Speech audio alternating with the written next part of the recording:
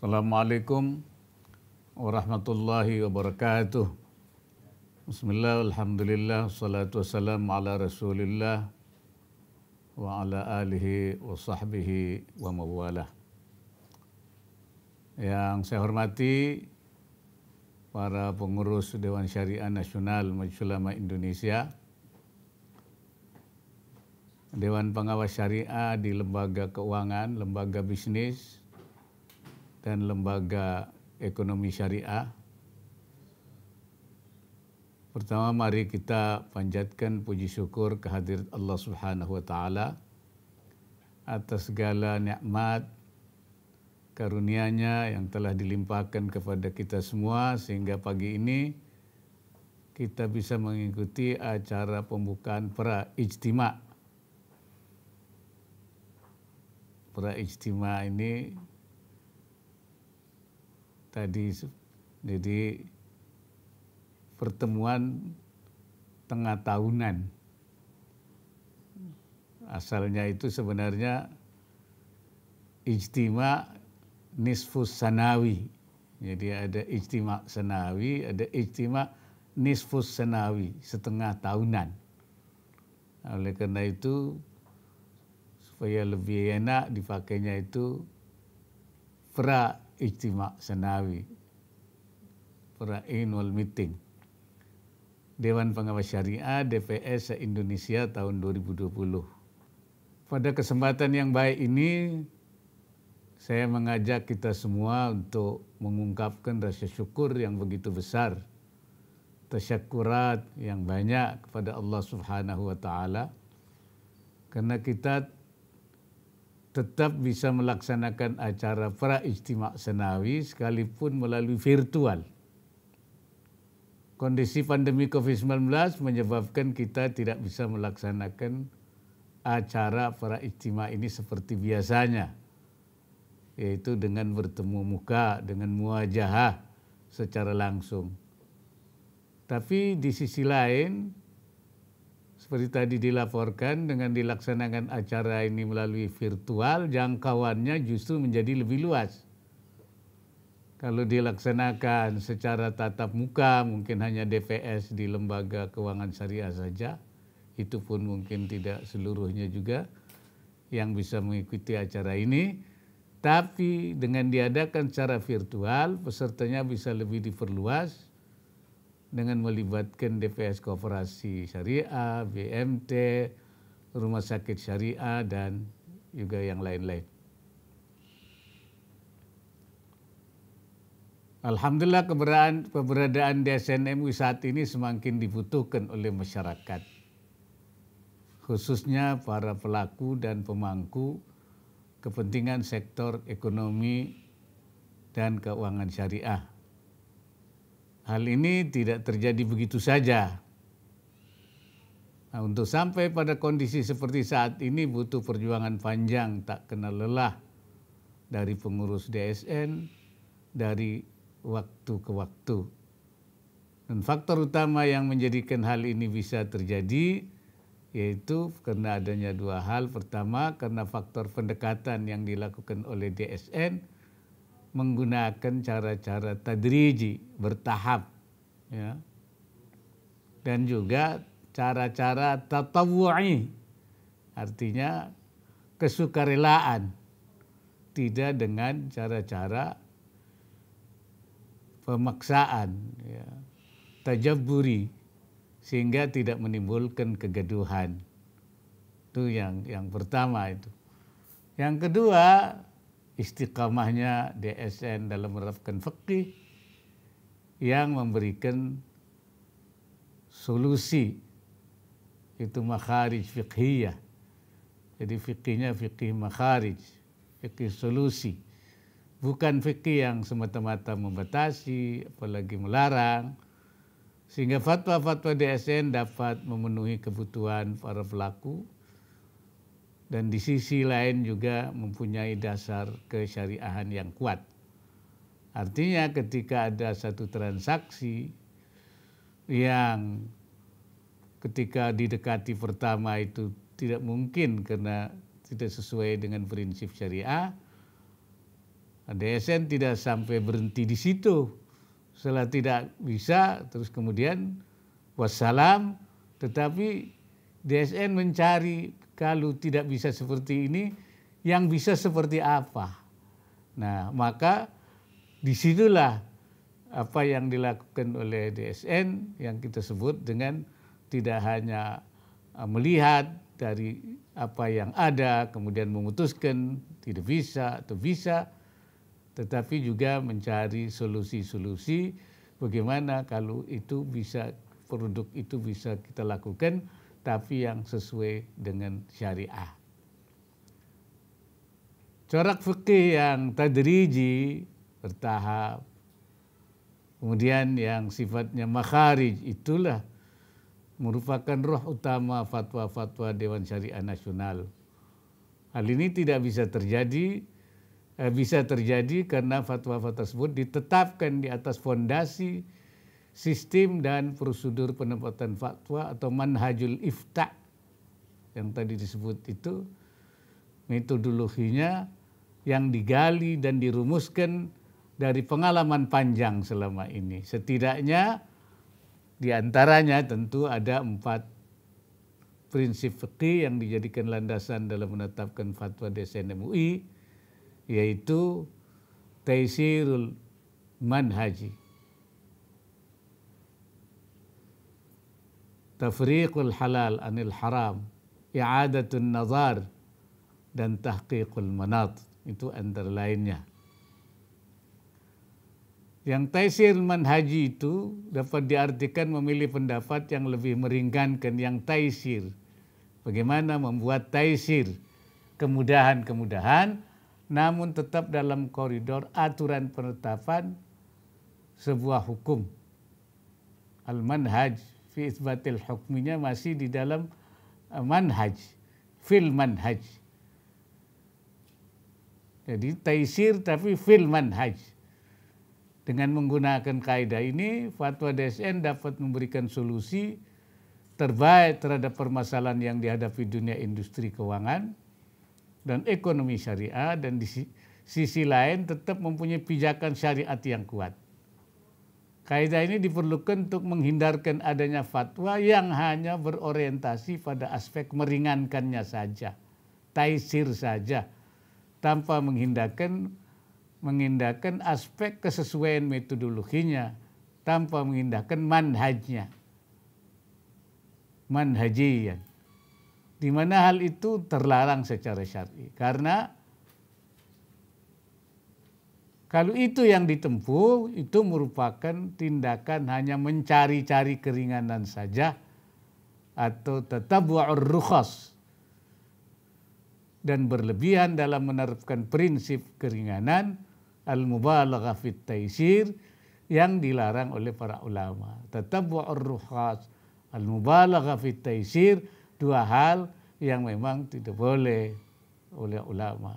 Karena itu yang kita lakukan tidak tatabbu'ur rukhas, tidak al-mubalaghah fit taysir, tapi at-taysirul manhaji. Pemberlakuan kaidah at-taysirul manhaji pada setiap fatwa DSN merupakan manifestasi dari prinsip Islam wasatiyah yang menjadi ciri khas pandangan keagamaan di MUI. Al-wasatiyah artinya tidak Islam yang ifratiyah, tidak juga yang tafritiyah, tapi wasatiyah. Untuk kepentingan penerapan prinsip at-taysirul manhaji dalam proses penetapan fatwa, dirumuskan sebuah kaidah yang kemudian menjadi manhaj ifta di DSN, yaitu al-akhdhu bi arjahil aqwal wal aslah in amkana wa illa fal aslah. Artinya mengambil pendapat yang lebih kuat dan lebih maslahat jika memungkinkan, dan jika tidak memungkinkan mengambil dua-duanya, maka mengambil pendapat yang lebih maslahat, yang aslah. Kaidah ini bisa jadi tidak ditemukan di tempat lain karena memang dirumuskan oleh para ulama di DSN setelah melewati perjalanan panjang dalam perumusan fatwa. Dengan menggunakan kaidah ini sebagai manhajul ifta membuat fatwa DSN menjadi lebih fleksibel, terutama dalam mengambil kemaslahatan yang masyru', yang masuk dalam koridor syariah. Karena itu tidak perlu heran jika di fatwa-fatwa DSN MUI ditemukan penerapan kaidah yang bisa jadi salin berlawanan. Misalnya di satu fatwa menerapkan kaidah al-ibrah fil uqud al-maqasid wal ma'ani lal alfad wal mabani. Dan di fatwa yang lain menggunakan sebaliknya al-ibrah fil uqud al-alfad wal mabani lal maqasid wal ma'ani. Oleh DSN dua kaidah yang terlihat antagonis tersebut dua-duanya bisa diadopsi dan dipakai dalam penetapan fatwa tergantung mana yang paling punya relevansi dengan aspek kemaslahatannya. Hal itu bisa dilakukan oleh DSN karena hukum asal dalam masalah muamalah adalah al-mubah. Boleh. Al-aslu fil muamalah al-ibahah illa ma dallat dalilu fi tahrimiha, yaitu mengambil yang asal itu dalam muamalah itu boleh kecuali kalau ada dalil yang mengharamkannya. Oleh karena itu pendekatan yang dipakai dalam bidang muamalah adalah al-akhdhu bil aslah wa mura'atul khilaf. Mengambil yang paling maslahat dengan tetap mengambil dan memperhatikan perbedaan pendapat. Yang penting ada pendapat di situ. Walaupun misalnya marjuh, lemah, tetapi aslah, dia lebih maslahat. Maka tetap mura'atul khilafnya dijaga. Oleh karena itu kita mengambil yang aslahnya ketika itu memberikan kemaslahat yang besar walaupun pendapat itu marjuhul aqwal. Pendekatan ini berbeda dengan pendekatan pada masalah makanan, di mana yang dipakai adalah al-akhdhu bil ahwat wal khuruj minal khilaf, mengambil yang paling berhati-hati dan keluar dari perbedaan pendapat. Yang diambil yang hati-hati dan diambil yaitu pendapat yang kuat, al-arjahul aqwal. Karena makanan yang halal itu jelas. Innal halala bayyin. Dan yang haram itu jelas. Wal harama bayyin. Sedangkan makanan yang syubhat tidak jelas. Nabi menegaskan, siapa yang jatuh dalam syubhat, dia berarti memakan makanan haram. Wa man waqa'a fi syubhat waqa'a fil haram. Jadi kalau lihat syubhat, yang pertama itu haram dulu. Kecuali setelah diaudit dan ditetapkan kehalalannya oleh MUI. Baru dia jadi halal. Oleh karena itu kita ambil yang ahwatnya. Karena dia haram dulu. Ya. Tetapi di dalam masalah muamalah, ibahah dulu, boleh dulu, kecuali ada yang mengharamkannya. Nah, di sinilah pendekatan kenapa al-aslah menjadi begitu penting, tapi tetap dalam mura'atul khilaf. Hadirin yang terhormat, prinsip fikih berikutnya dalam manhajul ifta DSN adalah tafriqul halal anil haram, pemisahan harta halal dari yang haram. Prinsip ini juga berbeda dengan kebanyakan orang yang memahami bahwa percampuran antara yang halal dan haram harus dimenangkan yang haram. Sesuai kaidah idza ijtama'al halal wal haram ghullibal haram. Kalau halal haram bercampur maka yang dimenangkan yang haram. Dalam pandangan DSN kaidah tersebut tidak tepat, tidak cocok kalau diterapkan di bidang ekonomi. Kaidah tersebut cocok, tepat digunakan dalam bidang pangan, ya, khususnya yang cair. Halal haram dalam bidang pangan terkait dengan bahannya, itu ainnya, sehingga jika terjadi percampuran maka akan terjadi persenyawaan yang sulit dipisahkan. Artinya kalau sudah nyampur sulit ditafriq, sulit dipisahkan. Oleh karena itu maka dia tidak mungkin dipisahkan karena dia sudah menjadi satu. Maka jadilah dia menjadi haram semua. Ya. Ada yang sudah najis menjadi mutanajis semua. Jadi karena itu diharamkan. Itu adalah. Tapi di sisi lain harta atau uang dalam pandangan fikih bukanlah benda yang bisa dihukumi zatnya, tapi dihukumi cara memperolehnya. Sehingga apabila bercampur antara yang halal dan haram tidak serta-merta dihukumi haram semua. Karena secara akunting sangat mungkin untuk dipisahkan, ditafriq. Di sini kita mengambil tafriqul haram, halal anil haram. Ya. Nah, ada yang menganggap kalau bercampur satu dengan yang lain, yang dengan yang halal tidak halal, kemudian jadi haram seperti tadi itu. Idza ijtama al halal wal haram. Tapi ada juga yang menghukumi jadi halal semua. Karena alasannya umumul balwa. Itu ada bab dalam fikih namanya umumul balwa. Artinya sulit menghindari untuk tidak terjadi percampuran itu. Ya, usur taharruz dalam fikihnya itu sulit menjaganya. Kayak orang pergi ke masjid musim hujan, tidak mungkin tidak terkena kecipratan air itu. Maka itu ada yang mengambil itu dimaknai sebagai suatu yang dimaafkan, ma'fun anhu. Kayak orang kecipratan waktu mau pergi ke Jumat musim hujan. Nah, jadi namanya umumul balwa. Karena itu halal semua. Lah DSN tidak menggunakan. Karena apa? Karena bisa ditafriq. Ya, bisa dipisahkan. Sangat mungkin untuk dipisahkan tafriqul halal anil haram.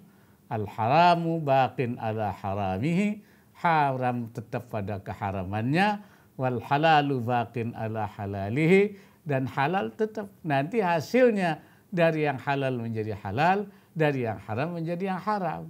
Dari masing-masing.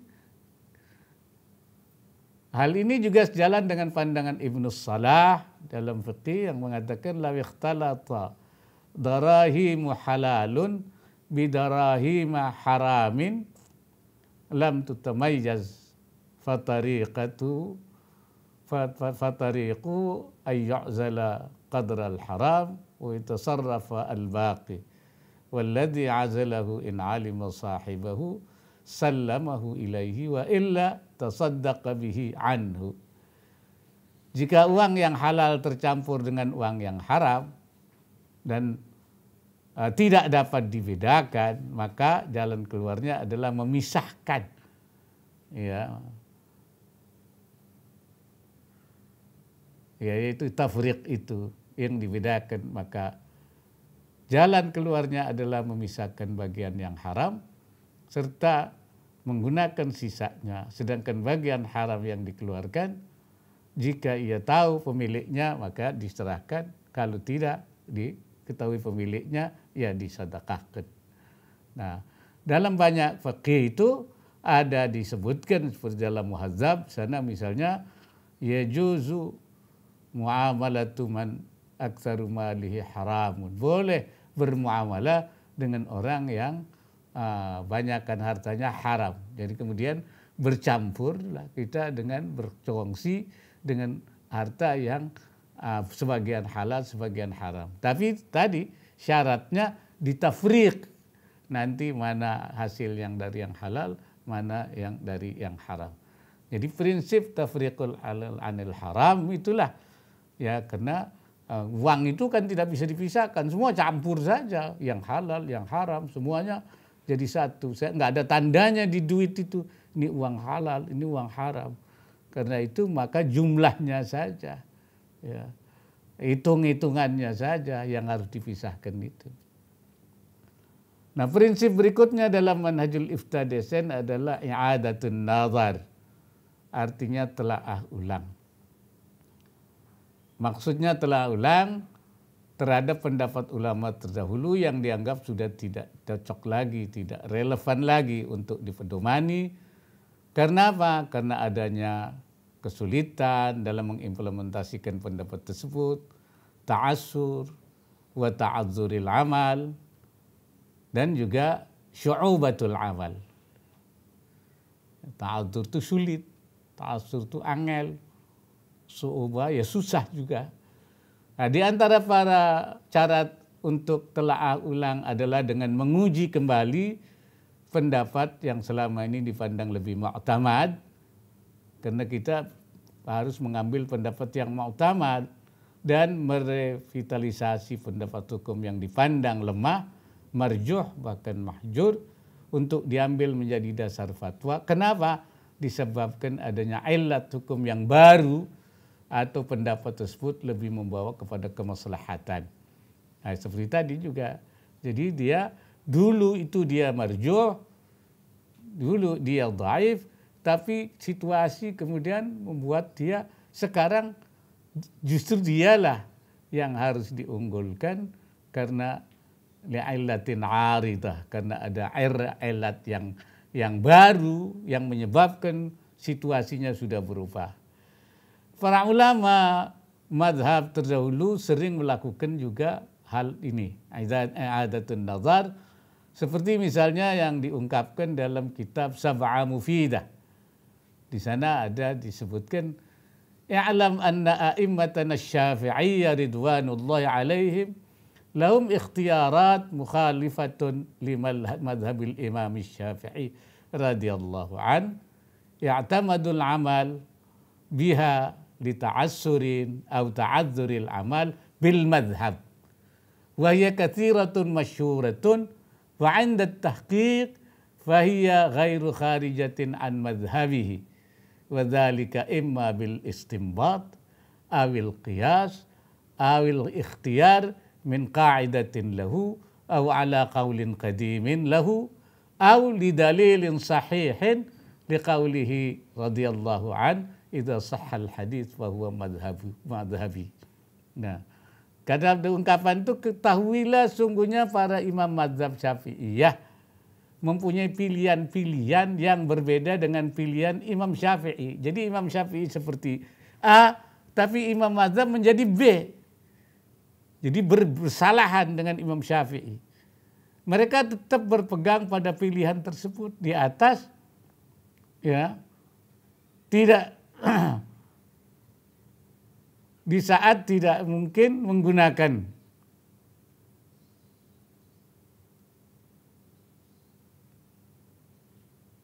daripada pendapat-pendapat itu. Kenapa? Karena sulit li ta'adzur atau ta'adzuril amal bil madhab. Jadi mengikuti madhab itu sudah nggak mungkin, kesulitan, kerepotan, tidak bisa diterapkan. Wahiyya katsiratun masyhurah, dan dia banyak sekali, bukan satu dua, tapi banyak kata di dalam Sab'a Mufidah. Wa 'inda tahqiq fa hiya ghairu kharijatin an madhhabihi, dan menurut penelitian itu dianggap tidak keluar dari madhab, walaupun berbeda tapi masih dalam Syafi'iyatul madhab, walaupun berbeda dengan Imam Syafi'i. Wadzalika imma bil istinbat, itu bisa dilakukan dengan istinbat, awil qiyas, atau menggunakan qiyas, awil ikhtiyar min qa'idatin lahu, atau memilih kaidah yang tepat yang digunakan oleh Imam Syafi'i sendiri. Qa'idatin lahu, kaidahnya Imam Syafi'i sendiri.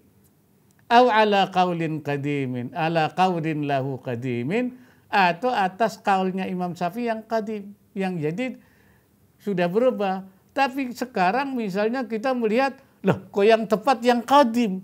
Nah, bisa bergeser menggunakan kaul qadimnya Imam Syafi'i, tidak lagi yang jadid. Karena Imam Syafi'i itu ada kaul qadim, ada kaul jadid. Nah, dulu sudah oleh Imam Syafi'i sudah qadimnya diganti dengan yang jadid pada waktu beliau ada di Mesir, karena tidak relevan. Tapi sekarang ternyata oleh situasi, lah kok yang tepat yang qadim, yang aslah maslahat itu. Ini bisa terjadi. Itu zamannya pada waktu diterbitkannya kitab Sab'ah Mufidah. Apalagi sekarang tentu.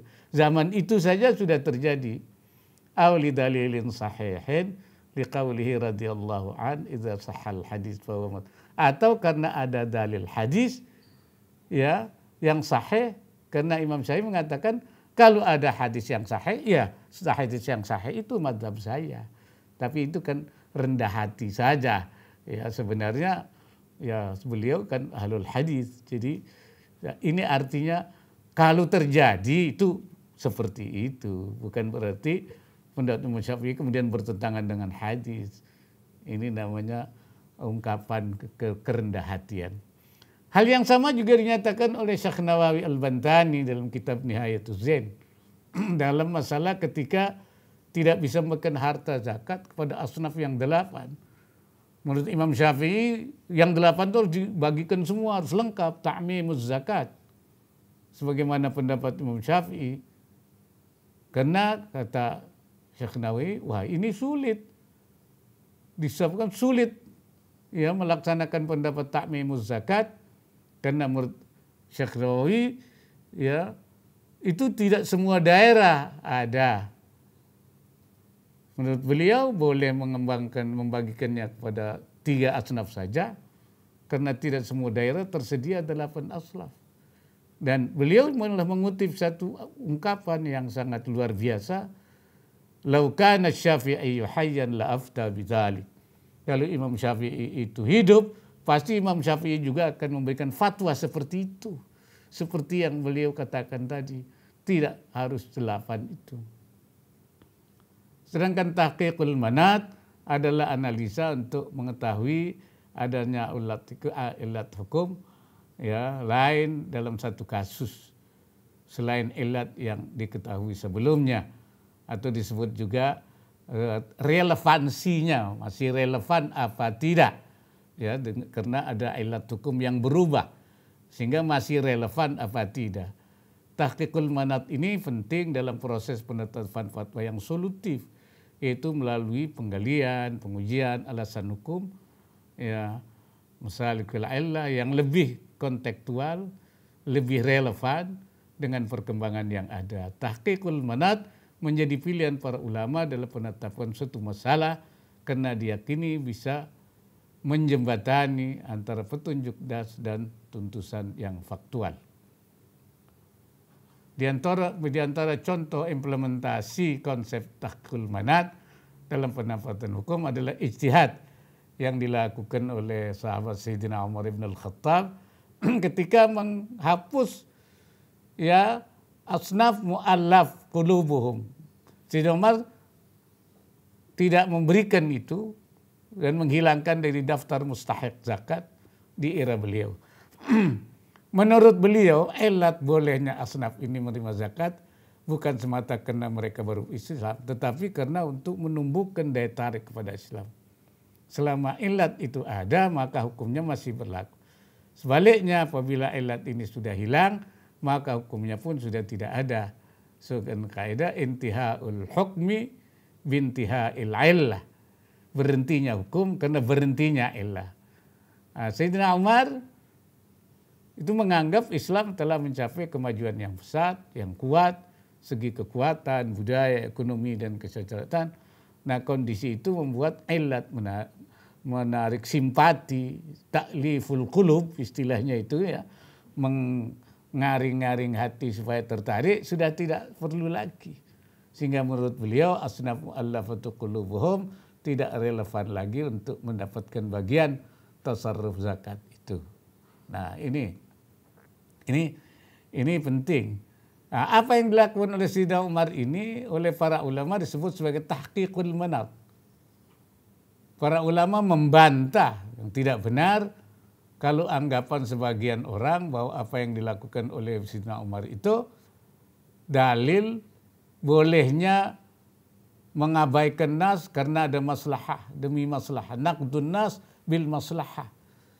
Sebab ini ada pendapat kelompok liberal itu bahwa boleh kalau ada maslahat nas dikalahkan. Itu tidak benar. Sebab apabila nas bertentangan dengan maslahah, maka nas harus dimenangkan dan didahulukan. Idza ta'aradan nas wal maslahah quddimal nas.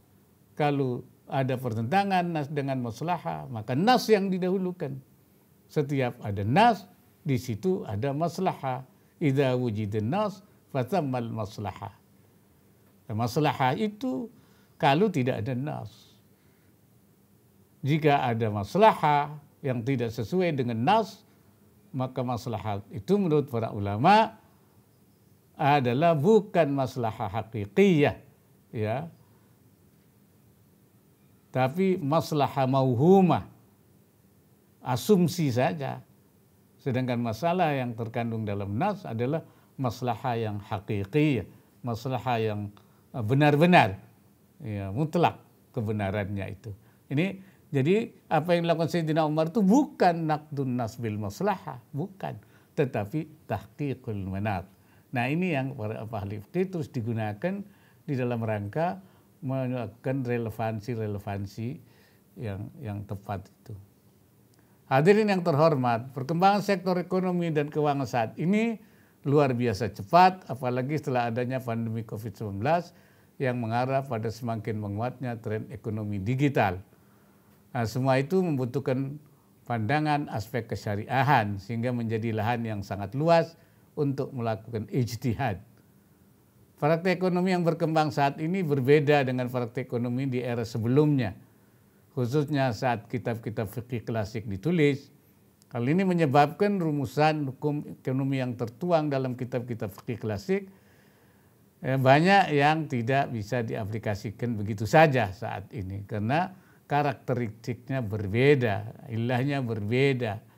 Untuk itu para ulama yang ada di DSN dituntut untuk terus melakukan inovasi dan pembaharuan dalam penetapan fatwa, sehingga output fatwanya pun selain mempunyai pijakan kuat dalam aspek kesyariahan juga benar-benar dapat memberikan kemaslahatan pada perkembangan ekonomi dan keuangan syariah di negeri ini.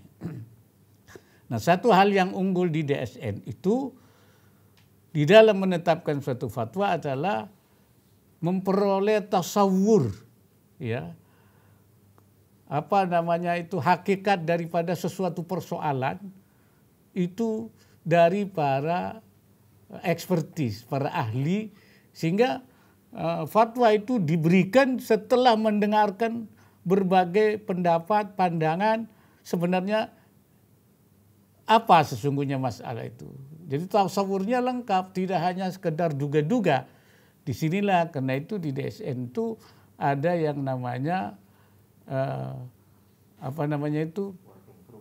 working group, ya, antara DSN, BI, OJK, bahkan juga dari Mahkamah Agung dan juga dari pelaku usaha dan dari asosiasi akuntansi. Jadi dari berbagai sektor ini didengarkanlah pendapatannya oleh Majelis Ulama, ya, oleh Dewan Syariah Nasional, sehingga utuh betul baru kemudian fatwa itu matang betul. Jadi tidak hanya informasi sepihak, setengah, seperempat, jadi utuh. Jadi melalui working group itu didengarkan semua aspeknya baru diputuskan. Ini sesuatu yang mungkin tidak ada di tempat lain. Jadi para DPS di dalam melakukan pengawasan aspek kepatuhan kesyariahan dalam setiap operasional lembaga keuangan dan bisnis syariah harus benar-benar memahami fatwa-fatwa DSN beserta seluruh argumentasinya. Acuan utama dalam melakukan tugas DPS adalah fatwa DSN. Dan kalau saya boleh ungkapkan, idza tanaza'tum fi syai'in farudduhu ilal fatwa. Kalau nanti ada perdebatan, jangan kembali ke fikih. Kalau di fikih itu belantara, masih berbagai, dan yang dijadikan dasar, ya, transaksi itu adalah fatwa DSN, yang dijadikan aturan regulasi fatwa DSN. Karena itu kalau terjadi sesuatu konflik, baik melalui lembaga litigasi maupun not litigasi itu kembalinya kepada fatwa DSN. Idza tanaza'tum fi syai'in farudduhu ilal fatwa. Oleh karenanya DPS dituntut untuk terus meningkatkan kompetensinya sehingga dapat menjalankan tugasnya dengan baik dalam pengawasan aspek kepatuhan syariah di lembaga keuangan dan bisnis syariah. Para ulama pendahulu telah berhasil menjadikan fatwa sebagai trigger perkembangan ekonomi dan keuangan syariah di Indonesia. Dengan keuletan, kesabaran, dan semangat yang tinggi para ulama pendahulu telah berhasil memancapkan fondasi yang kokoh untuk tumbuh kembang ekonomi dan keuangan syariah di masa berikutnya. Saat ini menjadi tantangan dan tugas para ulama yang lebih muda, Anda sekalian, untuk melanjutkan perjuangan tersebut.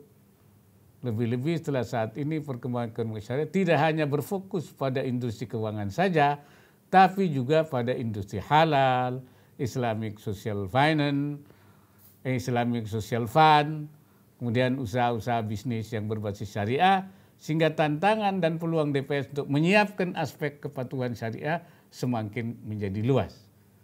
Saya mendorong dan juga mengajak para DPS yang kebanyakan masih muda untuk lebih intensif dan lebih optimal dalam menunjukkan karya terbaiknya. Saat ini pemerintah telah memberikan perhatian lebih besar pada tumbuh kembangnya ekonomi dan keuangan dan bisnis syariah di Indonesia melalui Komite Nasional Ekonomi dan Keuangan Syariah KNEKS, merupakan pengembangan dari dulu namanya KNKS, Komite Nasional Keuangan Syariah, sekarang menjadi KNEKS, Komite Nasional Ekonomi dan Keuangan Syariah. Pemerintah juga mendorong agar sektor ini bisa berkembang lebih cepat. Sektor industri halal, keuangan syariah, social fund, dan bisnis syariah akan terus diakselerasi agar dapat berkembang lebih cepat lagi. Ya. Nanti ada kawasan industri halal juga, kemudian melibatkan seluruh menteri terkait. Sekarang ini adalah saat yang terbaik, fursah zahabiyah, momentum emas namanya itu. Ya, fursah zahabiyah atau momentum emas bagi pihak-pihak yang concern pada ekonomi syariah untuk melahirkan karya terbaiknya. Saya sebagai wakil presiden, dan kebetulan saya juga menjadi wakil ketua Komite Nasional Ekonomi Syariah, merangkap ketua harian KNEKS yang terus mengarahkan perkembangan ekonomi dan keuangan syariah, tentu dengan tangan terbuka menantikan ide, gagasan, dan gerakan segar dan inovatif dalam memajukan ekonomi dan keuangan syariah di negeri ini. Hadirin yang saya hormati, sedikit terkait dengan undang-undang tentang cipta kerja yang baru saja diputuskan oleh DPR. Sesungguhnya undang-undang ini merupakan respon pemerintah terhadap tuntutan masyarakat agar tercipta lapangan kerja, perbaikan birokrasi, dan penyederhanaan regulasi, serta penciptaan iklim yang kondusif bagi investasi dan dunia usaha. Ini tuntutan masyarakat yang selama ini didengungkan. Bagaimana pemerintah merespon itu? Nah, oleh karena itu maka undang-undang Omnibus Law tentang cipta kerja ini diperlukan karena selama ini penciptakan iklim yang kondusif bagi investasi dan dunia usaha terkendala oleh berbelit-belitnya serta tumpang tindihnya aturan-aturan yang ada, sehingga memerlukan waktu yang panjang kalau mengurus suatu hal. Itu menyebabkan Indonesia kalah bersaing dengan negara lain seperti Thailand, Malaysia, Vietnam, Kamboja, dan lain-lain dalam hal kemudahan investasi yang mengakibatkan tersendatnya penciptaan lapangan kerja. Banyak investor tidak menanamkan ke Indonesia, tapi dulu ke Vietnam, tapi ke Kamboja, ke Thailand, ke Malaysia, karena di sana lebih mudah, lebih gampang, dan kita mengalami banyak keruwetan-keruwetan. Oleh karena itu diperlukan pembenahan-pembenahan melalui undang-undang yang baru yang lebih responsif, cepat, memudahkan.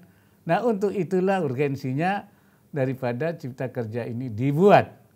Undang-undang Cipta Kerja ini. Undang-undang tersebut diharapkan dapat menambah daya saing negara kita dalam persaingan global dan menjadi pertaruhan kredibilitas Indonesia di mata dunia, khususnya negara-negara mitra dagang dan investor global, sekaligus diharapkan dapat menciptakan lapangan kerja baru, substansi yang dipersoalkan oleh berbagai kalangan yang masih diributkan, ya misalnya ada belum masuk ini, belum masuk itu, kenapa tidak ini, tidak itu. Nah, adalah karena itu mispersepsi, disinformasi, kesalahpahaman, atau juga mungkin disalahpahamkan, dipelintir, dibelok-belokkan.